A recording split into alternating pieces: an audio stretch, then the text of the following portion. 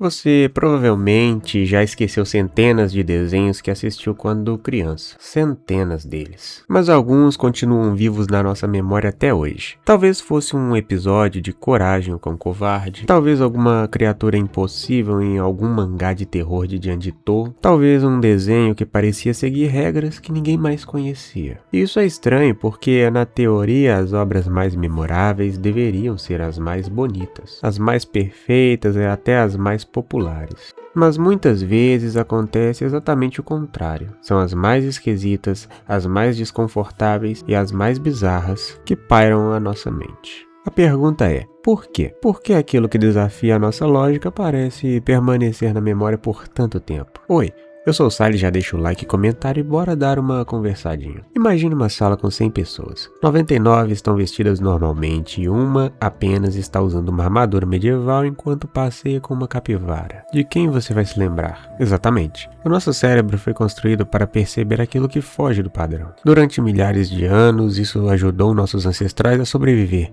Uma fruta de uma cor diferente poderia ser venenosa, um animal estranho poderia representar algum perigo. O incomum exigia atenção. E até hoje continuamos funcionando assim. Quando vemos algo estranho, nosso cérebro para por alguns segundos. Ele tenta entender, ele tenta encontrar sentido. E esse esforço ajuda a gravar aquela experiência na memória. O comum passa despercebido. O diferente exige processamento, e aquilo que exige o processamento costuma permanecer por mais tempo. Mas existe algo interessante. Nem toda estranheza funciona. Se eu simplesmente jogar elementos aleatórios numa tela, isso não cria uma grande obra. Existe uma grande diferença entre algo confuso e algo intrigante. E é justamente aí que a arte entra. Muitas das obras mais memoráveis não seguem a lógica da realidade. Elas seguem uma espécie de lógica dos sonhos. E sonhos são estranhos. Você pode começar um sonho caminhando para a escola, 5 segundos depois estar conversando com um peixe gigante em cima de uma montanha feita de gelatina. E de alguma forma tudo aquilo parece completamente normal. Os sonhos não precisam fazer sentido, eles precisam provocar sensações. Carl Jung acreditava que algumas imagens nos impactam profundamente porque parecem tocar estruturas muito antigas na mente humana. Não precisamos compreender completamente uma imagem para sermos afetados por ela, e talvez seja justamente por isso que certas obras permanecem conosco durante décadas. E vários artistas descobriram isso bem antes de desenhos animados. O simbolista francês Odilon Redon criava imagens que pareciam existir entre a realidade e a imaginação. Olhos gigantes flutuando no vazio, criaturas silenciosas, figuras que pareciam ter escapado diretamente do inconsciente. Suas obras não buscavam respostas, elas buscavam um mistério. Décadas depois, Zdzisław Beksiński seguiria um caminho diferente. Suas pinturas mostravam paisagens decadentes, criaturas esqueléticas e estruturas que pareciam existir após o fim do mundo. Enquanto Redon parecia pintar sonhos estranhos, Beksiński parecia pintar pesadelos. Mas ambos compartilhavam uma ideia fundamental. Nem toda arte precisa fazer sentido para ser memorável. Às vezes, aquilo que nos mais marca é justamente aquilo que não conseguimos explicar completamente. E muitos desenhos fazem exatamente a mesma coisa. Eles trocam a lógica pela sensação, trocam respostas por mistério e justamente por isso permanecem vivos na memória. E existe um que parece ter unido uma geração inteira através de uma experiência compartilhada. Coragem, o Cão Covarde. A premissa parecia simples, um cachorro vivendo numa fazenda com seus donos, mas bastava alguns momentos de episódio para tudo aquilo ali ficar estranho. Freud descreveu uma sensação chamada o estranho, aquele momento em que algo parece familiar e perturbador ao mesmo tempo. E acredito que poucas animações exploram essa sensação tão bem quanto Coragem. Criaturas deformadas, espíritos, monstros silenciosos, entidades que pareciam ter escapado diretamente de um sonho ruim,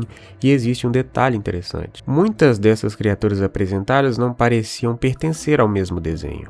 Algumas eram desenhadas de forma completamente diferente, outras usavam texturas e tratamentos visuais incomuns. Às vezes pareciam fotografias ou até mesmo uma imagem desenhada por algum outro artista, com um estilo completamente diferente àquele mostrado no desenho. Essa quebra visual gerava desconforto, como se algo tivesse invadido aquele universo. O desenho não dava espaço para respiro ou tranquilidade, e não estou falando apenas dos monstros. Até os ambientes que deveriam transmitir segurança carregavam algo profundamente estranho.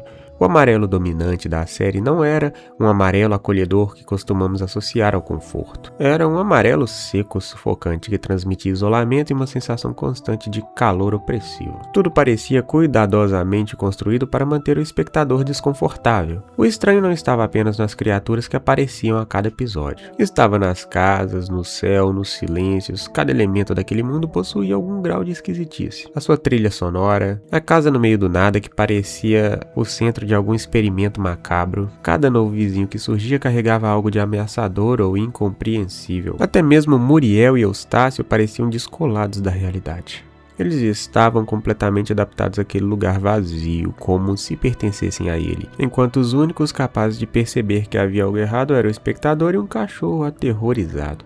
O cenário de Lugar Nenhum reforça constantemente essa sensação. Em teoria, ele reproduz elementos familiares, uma casa, uma estrada, uma fazenda, mas ao redor existe apenas o vazio. Não há uma cidade funcionando, não há infraestrutura, não há sinais de uma vida normal acontecendo além dos limites daquela propriedade. Tudo parece meio artificial, como um palco montado para representar a vida humana. A impressão que fica é a de uma armadilha construída por uma inteligência não humana, uma tentativa de reproduzir o mundo dos homens sem realmente compreendê-lo. Como uma imitação quase perfeita, mas que falha nos detalhes, e talvez seja justamente essa imperfeição que torne tudo tão perturbador. Não lembramos apenas da história, lembramos da sensação, da estranheza, da impressão de estar vendo algo que não deveria estar ali. Agora vamos falar de um caso mais atual, o incrível mundo de Gumball. O historiador de arte Ernest Gombrich defendia uma ideia interessante. Nós não apenas enxergamos imagens, nós aprendemos a lê-las. Ao longo da vida acumulamos expectativas sobre como personagens, cenários e objetos devem funcionar visualmente. E poucas obras quebram essas expectativas tão radicalmente quanto Gumball. Existe uma regra quase sagrada na animação. Tudo deve parecer pertencer ao mesmo universo visual. Os personagens combinam entre si, os cenários seguem a mesma linguagem, as texturas conversam umas com as outras. Gumball simplesmente ignora essa regra. No mesmo episódio você encontra personagens 2D, modelos 3D, pixel art, fotografia, stop motion, fantoches. É como se alguém tivesse aberto todos os programas de animação existentes e decidido usar tudo ao mesmo tempo. E o mais estranho é que funciona. Se alguém descrevesse essa ideia para você antes dela existir, provavelmente pareceria um projeto experimental ou uma colagem mal acabada. Na teoria, deveria ser uma bagunça, mas quando assistimos não parece. Parece muito natural, porque nosso cérebro não procura apenas consistência visual.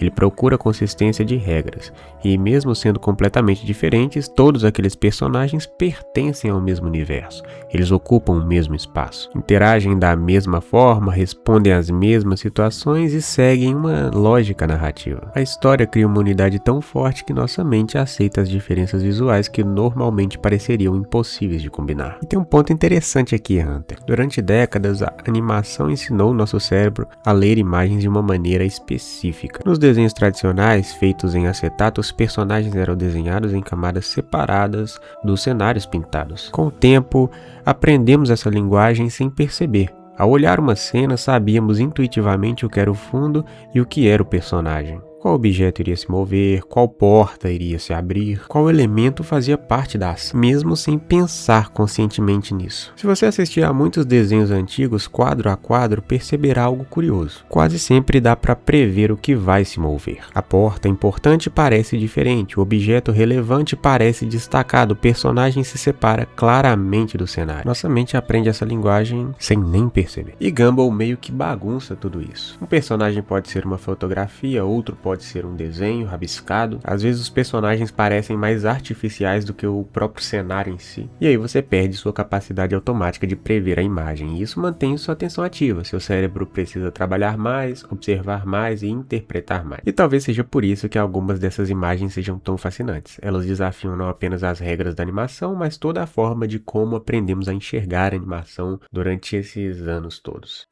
Coragem, Gumball, Riddle, Beksinski, à primeira vista parecem obras completamente diferentes, mas todas elas fazem a mesma coisa. Elas quebram expectativas já construídas. É como se todos estivessem observando o mesmo fenômeno, só que por ângulos diferentes. E é nesse momento que a tensão nasce, quando aquilo que esperamos encontrar deixa de existir. Um cachorro vivendo num pesadelo, um desenho onde fotografias convivem com personagens animados, um olho flutuando no vazio, uma paisagem que parece existir depois do fim do mundo. São imagens que desafiam aquilo que esperamos ver, e quando uma obra dessa desafia nossas expectativas, ela pega nossa atenção no meio do processo. E ela meio que deixa de ser apenas entretenimento e se transforma em uma experiência bizarra. Bem, Hunters, esse foi o vídeo de hoje, eu espero que vocês tenham realmente gostado. Se puderem, deixem o like, porque isso ajuda demais a gente que está começando com o projeto aí. Não deixe de se inscrever e acompanhar os nossos vídeos antigos e os próximos. Te vejo na próxima. E me digam aí nos comentários, qual foi o desenho mais estranho que você nunca conseguiu esquecer? Pode ser animação, uma pintura, qualquer coisa.